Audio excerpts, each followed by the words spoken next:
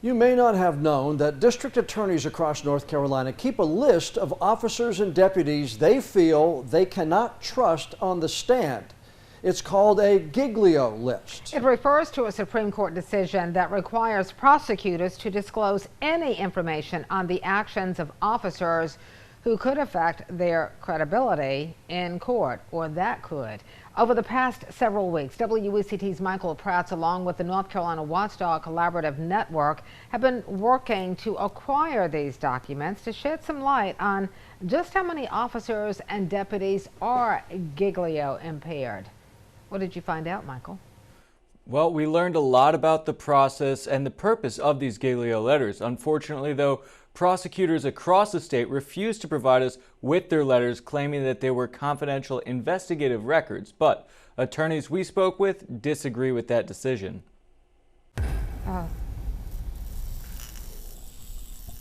The Giglio letter stems from a 1972 Supreme Court decision where defendant John Giglio was granted a new trial because the prosecution did not turn over key evidence about a witness's credibility. That requirement gave birth to the Giglio letter, a warning from a judge, or most often a district attorney, to a law enforcement agency that a certain officer is not a reliable enough witness to be called to the stand. District Attorney Ben David explains the need for such a system. And essentially, this line of cases says that integrity starts with the men and women of law enforcement in terms of making sure that those who testify in a courtroom should be cross-examined with anything that might call into question their moral turpitude, their veracity. Take the 3 Wilmington police officers who were caught on camera making racist comments, for example.